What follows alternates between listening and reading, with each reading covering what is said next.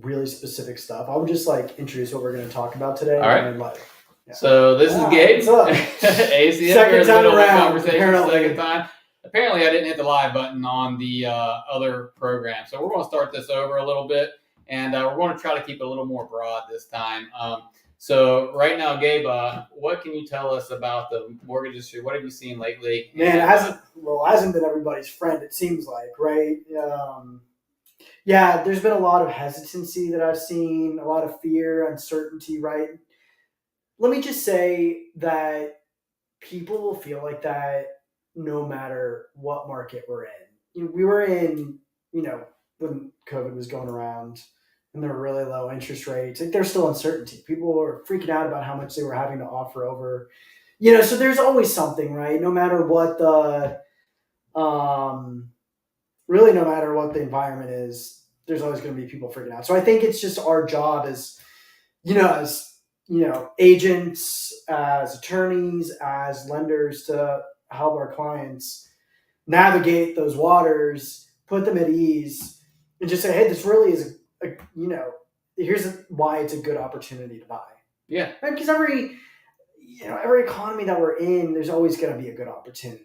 And at the end of the day, it's really going to come down to really what fits your budget. And where you're at, right? I could tell somebody, I could keep interest rate out of the conversation and just say, hey, how does this monthly payment sound? And you're going to tell me, yeah, the monthly payment sounds good, or the monthly payment is a little bit too high for what we're comfortable with, And so, so let's get into that a little bit as far as like DTI, debt to income ratio, is a big thing, right? When you first start talking to you, like you try to get some of that information from them and to get an idea where they're at. Right. So, of course, right. We talk to our client in initial conversation, try to get an idea of what their hopes and dreams are. Do they have any experience with financing a home? I like to get a temp check with that if they're not first-time home buyers. What was it like their first time going around? See if there's anything that's changed, if it's been 20 years since they last financed a house, or if they bought 3 years ago, then obviously it'll be a little bit more familiar to them. And then after that, I encourage them to do the application. There seems to be a lot of pressure around doing the application, and I wish there wasn't, right? And people are feeling like they're going through all these pages, and they're like, what information am I giving to these people? What's a lot of information for them to get, right? Like it's a lot of stuff. They have to dig up a lot of information to get to you. And then on top of that, no one likes to feel pressured into anything. No. And that is... they're facing a credit pull. They're facing putting very personal information out there. Their finances, right? How much money am I making? How much money do I have sitting in the bank?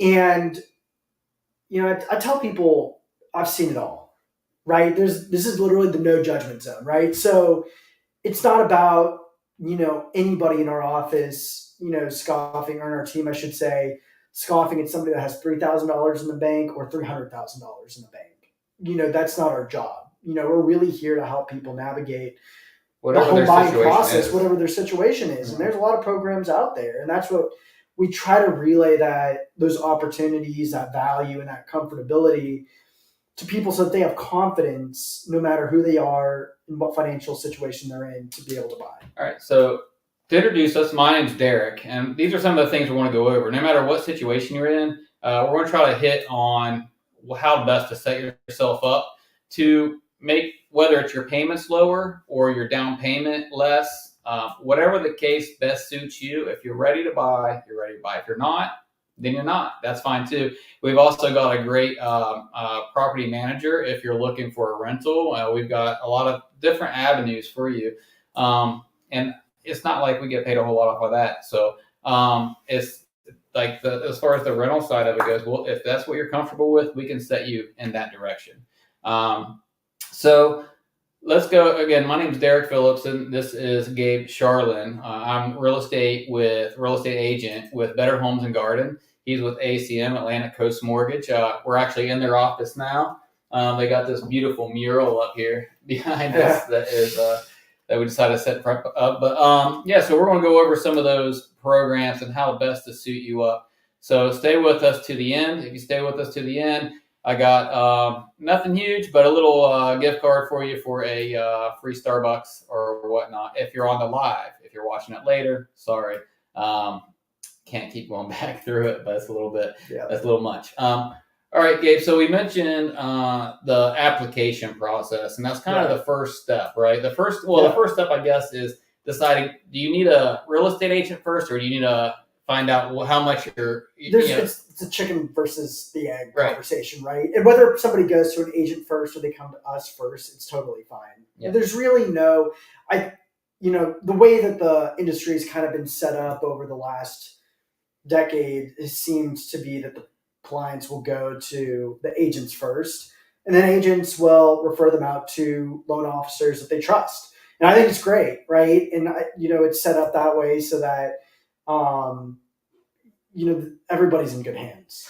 But here's the thing, and it happened to us recently, and to no fault of the buyers, but we were I assumed rather, that they would have no problem. So we went out and started looking at homes, and it turns out that they were just a couple $1,000s short of what we thought that they would be approved for. So that doesn't happen often, and typically we don't show homes as realtors without having a pre-approval in hand. That way we know what our scope is. I don't want to go out and show somebody a home that we think that they can afford, and then they not do it. So the one time that I actually do that, like go show homes without having a pre-approval. Well, and to be fair, if you're talking about the clients, I think you're talking about, they were pre-approved to that amount, right? And that's fine. And then you start to, I always go through the numbers with them, right? Now, I'm not handing out a pre-approval and saying, good luck, right? We're going to go over the numbers, what the down payment, closing costs, especially the monthly payments look like. And pre-approval is different than what you can afford, right? Well, pre-approval is a pre-approval, right? So, usually pre-approval is your max purchase price, right? You're pre-approved to a purchase price of, $385,000 with X% down. Mm-hmm. And so you go look at houses up to $385,000 if you want. I always say, because I feel like I have a fiduciary responsibility, say, do you really want to go up that high? Right? And I go over the monthly payments with them, and usually very quickly they'll say, hey, thanks for letting me know we're approved up to $385,000. We're probably going to stick to the $350,000 range and below. And I think that's extremely smart, especially considering where interest rates are, right? And I don't want to harp on that too much because interest rates always change, but it's out there. So what are some of the programs that help with the down payment, closing costs? Let's say closing costs. I know down payment is different, but so we can go. So let's just talk about the different programs first, right? So there's just really conventional. Well, that's one of the programs. There's general, I should say, loan programs. So the first one are your conventional loans, typically for people that have more favorable credit history, maybe a little bit more in down payment, and so those are through Fannie and Freddie Mac, right? Those are those loans. Mm-hmm. People have heard those names floating around, what they call private loans, essentially, right? And those are for a first-time home buyer, 3% down. If you're not a first-time home buyer, meaning you've had ownership interest in a home within the last 3 years, it's 5% minimum down payment. So 3% is really good. 5% is still really good. So if you want more information on this, not to cut you off, but I'm going to put a link in the comments later, and it's going to have more information and links to the specific numbers. And again, these may or may not apply to you. However, we can fine tune it if you choose to call. Not even us, anyone you call, any mortgage broker, real estate agent should be able to point you in a right direction of how to find out what you're approved for. Yeah, and I'm going to throw some numbers out here, and if you have any questions, like I said, or like Derek said, we'll put links in the descriptions here, however he does it, to the different guides, programs, there are info sheets available to look at. But right, so conventional, right, that's the first option, really, or that's just one of the options. In no specific order after that, there's FHA loans. So we'll go into the government loans, FHA loans, VA loans, USDA loans. FHA loans are Federal Housing Administration. Generally, they're for more They're for riskier clients in terms of credit profile. The credit profile of risky clients, right? Lower credit scores, or maybe you had more recent bank, whatever it is. Those have kind of come in clutch lately because if you have a really good credit score, and you go into that kind of loan, you can get really good interest rates. I can't really talk about So it too doesn't much. necessarily I can't have put to- buzzwords out there, right? So I want to be careful with that. But that's I coming. can say something though. So it has to Yeah. be. It can. But it doesn't have to be a risky client. No, a risky no. client, right? Because that's the misnomer with like VA loans, which we'll talk about too, is people, a lot of sellers spot that, well, VA loans are for people that have terrible credit, that were in the military and can't get any other type of loan, which is just a blob of misinformation. Are you allowed to throw out, forgive me, but are you allowed to throw out credit score numbers or no? Yeah, well, I can talk about, so we'll go over what the industry standards for credit scores are. So industry standard for conventional 620 and above. Generally, it's accepted that 620 to 700 is, or I should say maybe 620, 680 is fair. There can be exceptions. 680 and above is good. 720 and above is excellent, right? And then above that, you're in the high 700s, 800s, outstanding, right? So conventional 620, 3% down or 5% down, or you can do more, right? It does have mortgage insurance if you have less than 20% equity in the house, meaning you're doing less than 20% down payment.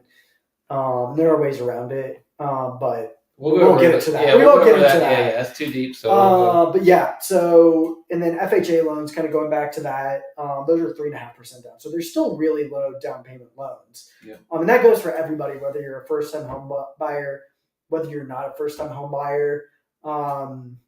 Is there a little bit of flexibility with that 620 with the FHA? Yeah, so you can go lower than that. I believe, man, I'm a loan officer. But there's so many numbers out there, so I even have to check myself sometimes. I believe it's 500 and above. Check or trust but verify. Trust but verify, but it should be 500 and above. And every loan officer and company is going to be different. I should say every company is going to be different in terms of what a loan officer can offer. For FHA and their minimum allowed credit score for that company. The moral of this story, though, is make sure you have a game plan. Right? Yeah. So make sure you have a game plan. Know where you stand. Even if you're thinking about it a year from now, it's a good idea to go ahead with an actual mortgage broker or a bank or whoever. See where you stand with that pre-approval. Because that will lead you to knowing the steps you have to take in order to set yourself up better in the long run when you do decide to buy. So if you're deciding to buy in the next year or so, or even if you're even thinking about it, it's a good idea to see where you stand. That credit score will bounce back. There's a big fear out there about I can't do that because it's going to hurt my credit score. It'll hurt it for 2 months, probably. It's not long. It's a couple months. Your credit score bounces back, and you get several different. You can run your credit for mortgage several different times within a given time period, and it's only counted as one hit. So don't be scared of that. Shop it around. Talk to Gabe or a financial broker or a mortgage broker or a bank, credit union, whoever you want to talk to. But just know where you stand. They're all going to be fairly similar, but there are differences between brokers, broker to broker, broker to bank, and broker to credit union. Yeah, so, and I'm a loan officer, so I'm not, I'm not a broker. So, right. That's that's a good designation right there too, which we can talk about at a different time. But everything that we do, I originate the loan, right? And I don't want to talk badly about any brokers out there, so I'm going to hold my mouth on that one. And I know a lot of them; they're great people, right? It's just everybody has different, programs and what they can do, what they can offer. But the good thing is we do keep everything in house, and so we originated. We have a whole processing, underwriting team, closing team, and that's different from company to company.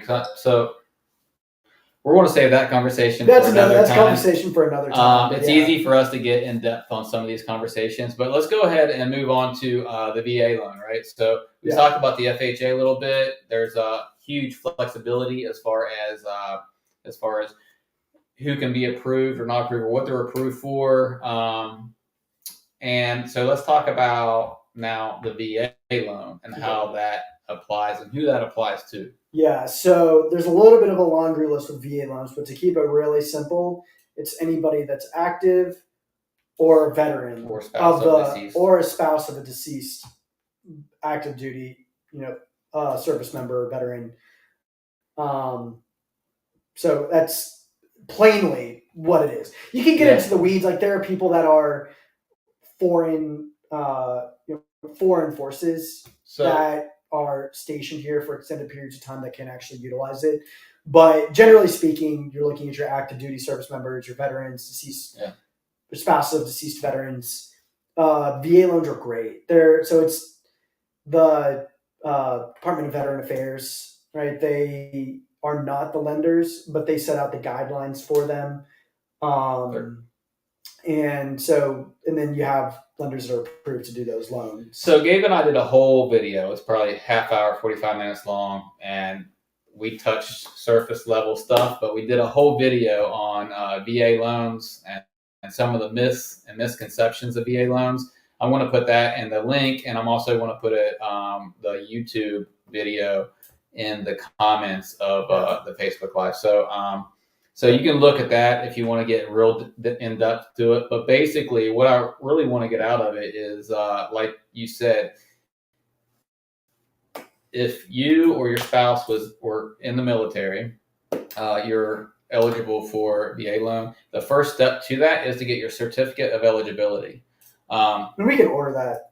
And you guys help with that, right? Yeah. So you can get it yourself as a service member, and that's really helpful if you know how to get it already. If not, my team can grab it once we get the application. But yeah, they're nice. It's it's 0% down, right? So that's the first perk. No mortgage insurance. I just hear so much misinformation going around about VA loans.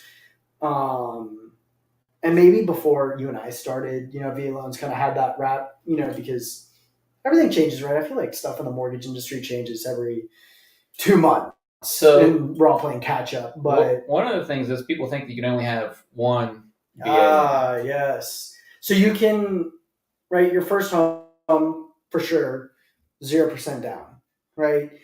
Now, if you wanted to get another house, you're like, hey, look, I bought my house 0% down back during COVID. I got a 2.5% interest rate. Whatever your situation is, we want to upgrade. We want to go to a little bit of a nicer neighborhood. We've saved up more money. We're in a different space of life. I'm out of the military now. Whatever it is, I make like $40,000 a year more. It's time to upgrade the fam, right? Can you use your VA loan and still do 0% down? And the quick answer is there's a good chance. You'll have lenders that really don't know what they're doing and don't have any right to be doing VA loans, but do anyway because their company does them. That will say, no, you got to refinance out of that VA loan that you already have. And that's not necessarily the case. I mean, there's a lot of times where we can stack VA loans and still have 0% down. It's going to come down to how much of your eligibility do you still have. And if you do have a down payment, I mean, I've seen stupid low down payments. Somebody maybe had to come out of pocket $1,000. So but if they had all their eligibility, used up, and they had to come up with some sort of down payment.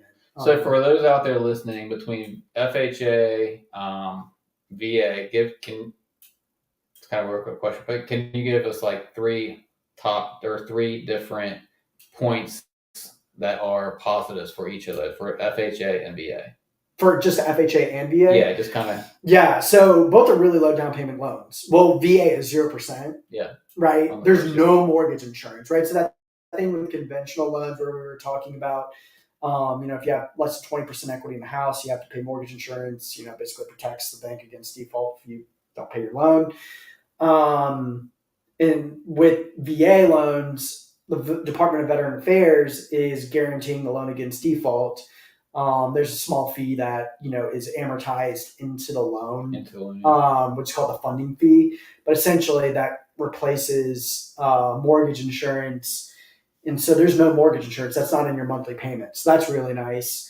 And also, and this is coming from our end too, it's underwriting the loan, right? So the underwriting process is when you go under contract.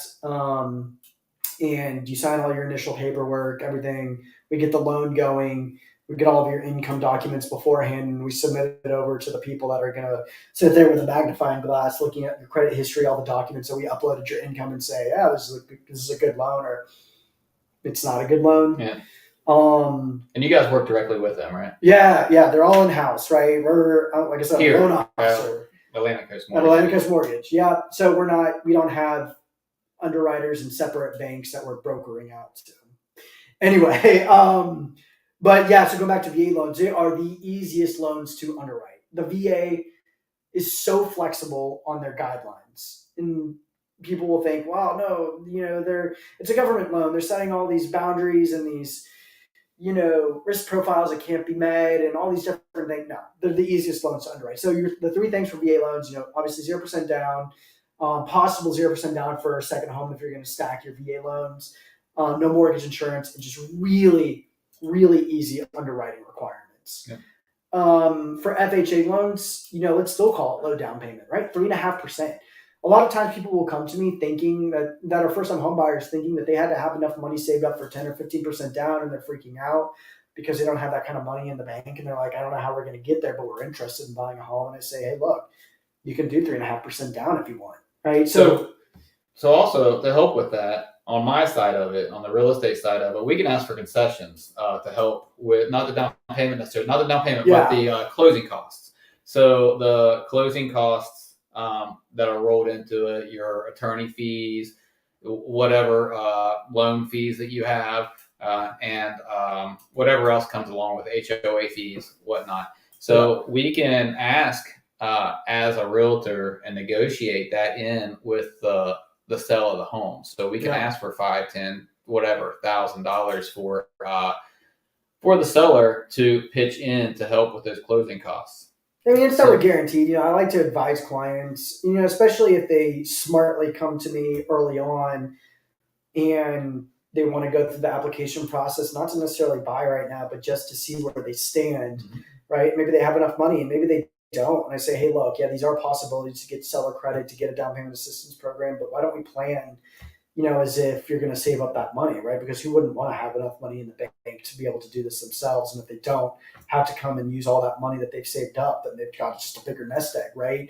But, planning is so much of an important part of this job too, because we're not a transactional relationship. We really try to maintain these long-term relationships, whether it's pre-purchase and post-purchase, right? Keeping up with them, seeing how everything is going, talking about mortgage strategy post-closing, if it's a good time to refinance, whatever it is, right? The point being that it's important to maintain that long-term relationship. And let's go back real quick. You said one, stacking, two, stacking up. Well, that was for VA. So for FHA. What about FHA? Like stacking down payment assistance. Okay,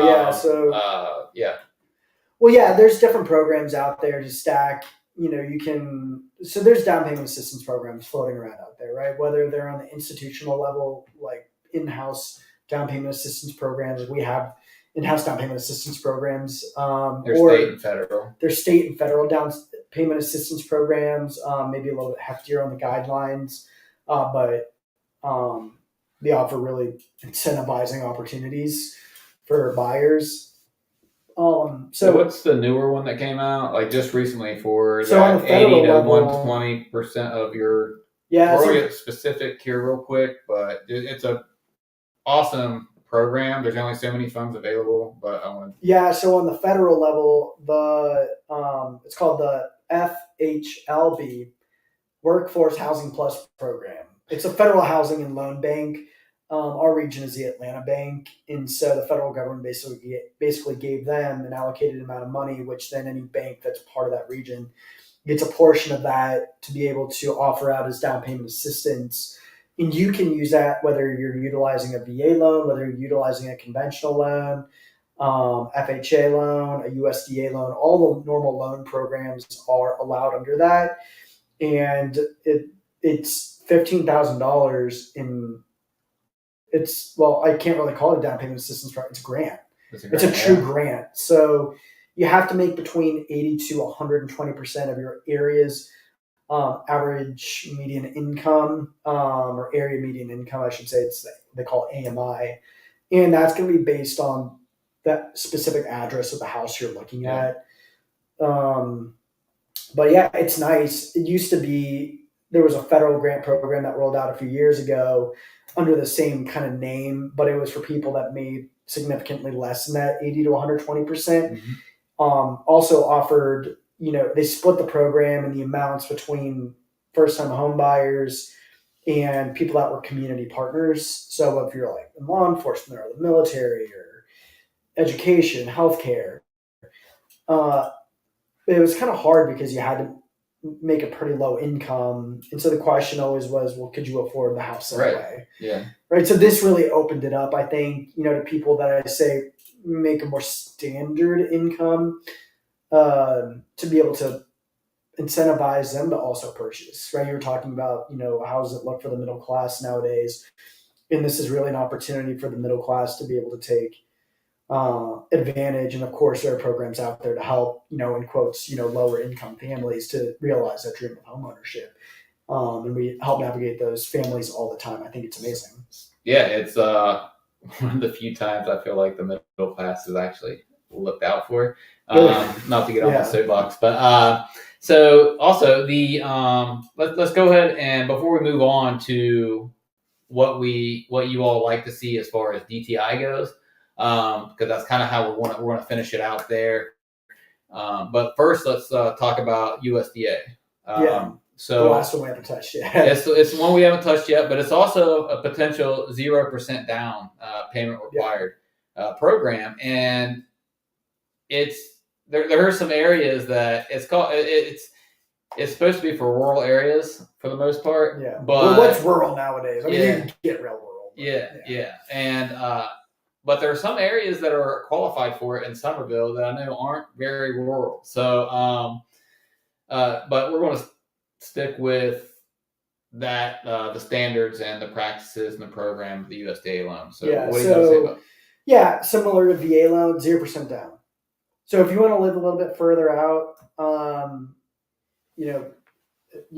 maybe you work out there even. Who knows, right? Whatever your situation is, or you're okay driving 45 minutes to an hour to go to work, you just like getting acreage, whatever your reasons are. If you want to live in a little bit more of a rural area, this is a great opportunity to come nothing out of pocket. Right? And you can Google that. Just Google USDA. So USDA.gov does have a property eligibility and income eligibility tool, so you can put in your family size, your area you're looking at. It'll take you through your income, and then it'll show you the areas too where it's eligible. So you can kind of do your own homework, or we can talk about it and see if that's something that you're interested in, and then we'll navigate you and your agent on what areas specifically that they can look at to make sure that you kind of stick in those eligibility areas. Yeah, it's great. 0% down. Also, no mortgage insurance. Yep. Now, I want to kind of caveat that because there is an annual fee that is charged out to the buyers to continue to basically protect the bank, against default, right? There's all these things to protect the banks against default if, somebody doesn't pay their mortgage. And so people will think that annual fee is mortgage insurance because we end up just rolling it into the monthly loan amount. But it really is, it's no mortgage insurance. And usually that annual fee by the time it's put into a monthly amount is less than what, normal mortgage insurance is for FHA or, conventional. So, so real quick, going back to these programs, are there specific timeline requirements that you have to keep that loan, like FHA? It's a little bit more of a gray area with conventional. We really advise people so that, we're not inadvertently committing mortgage fraud, right? That if you have any plans of house hacking and renting out your house, at least do it with a conventional loan for 7-8 months, even a year, right? Which, by the way, you can do that with a VA loan. Yeah, you can house hack with a VA loan. Yeah, we can talk about that whether today or another day. But for conventional, because it's a private loan, technically speaking, we recommend at least living in your house if you bought it as a primary for 7-8 months and then do what you want with it. With the other loan programs, because they're government loans and technically they're for primary homes, you sign an affidavit that you're going to live in as your primary for at least 12 months. After that, you can house hack it.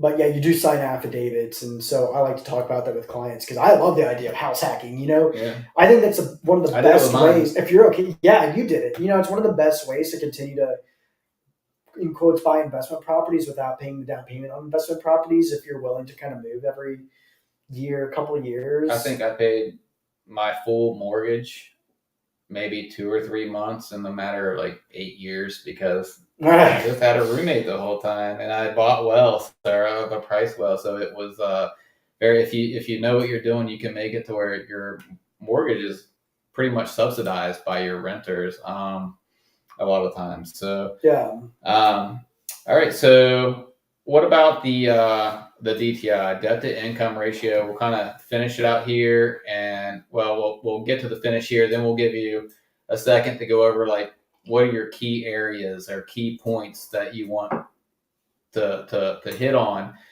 So when people come to you, they're ready to go, or they're at least know where they stand. So first, some of the DTI, and then move on from there. Yeah, so every loan program has their DTI requirement. For conventional, it's technically up to 45, but you can go up to 50 with certain. 45 what? 45%. So DTI there's a front end ratio and a back end ratio. It's two numbers. Your front end is the home that you want to buy compared to your income. The second ratio is the home you want to buy with all of your other expenses that are in a credit report and everything else compared to your income. So the front end is basically your living expense. Your housing. It's called your housing expense. Your housing expense. And then the back end is all the extras, basically. It's the aggregate expense. Yeah. It's the aggregate of the house that you want to buy plus everything else. I was trying to dumb it down for myself, man. Yeah. It's just the house you want to buy front end, and then everything else with the house you want to buy for the back end. So for conventional, we'll just talk about the back end numbers for now because that's really the most important one. Is 45% for conventional, and you can go up to 50%. If you meet certain criteria, and that's going to all be based off of the automated underwriting systems and what they decide. With VA, there technically is no DTI limit. Loan officers that don't know what they're doing like to put that out there and say, oh, well, it's only up to 55, whatever. There's technically no DTI limit with VA. However, loans. Your affordability. However, should you go buy something where your DTI is now 80%, I wouldn't recommend it. I've seen it, but I always try to, shy people away from that. And I will say too, speaking of VAs and they're not being a limit, is also that goes for credit scores too. Mm-hmm. There's technically no credit score requirement for VA loans. However, most banks and retail lenders are going to put. That's up to the institution. That's up to the institution because who wants to really give a loan to somebody that has a 450 credit score that's probably not going to pay the loan back, right? But I like to just put that disclaimer out there because it's facts, right? Okay, FHA loans, it's 55% back end ratio. Well, actually, I'm sorry. 57%. They're also really picky on the front end, so I will mention that they don't want to see a front end ratio above 47%. 47. That means just your housing, just your house, just the housing, right? So if the house you want to buy is greater than 47% of your qualifying income, not total income, because not all the income you get can technically be used for qualifying. Depending on your situation, right? Everybody's different. It depends. People have side hustles, right? And they don't declare all their income, right? But your main qualifying income source, right? It doesn't want to see you exceed 47% of that for the front end for that housing expense. Gotcha. And then back end 57. USDA loans, they have a few numbers out there, but it's generally, this is one of those this is going to be kind of general, but 39-43 is generally the ratio where they want to see. And there's different guidelines. Now that those were guidelines as far as the programs are involved. If you want to see the affordability side of it, I have a calculator. If you want to kind of put that in to see what it would be as far as DTI. Put your numbers in. I don't see it. I'll just send you the calculator, and it's just done. It's just simple Excel calculator. Literally punch in numbers, and it shoots you out what your DTI is. I am not a financial expert or professional, so it's not necessarily advice, but it's just saying that this is a range or close to what you can expect. So, Gabe, do you have any, let's say your top three to five, tasks or what you expect or what you'd like to see when people come in to set themselves up for success? Yeah. So one is I like to set expectations. So, I like people to understand the expectations of the process. My expectations as the loan officer trying to help you out.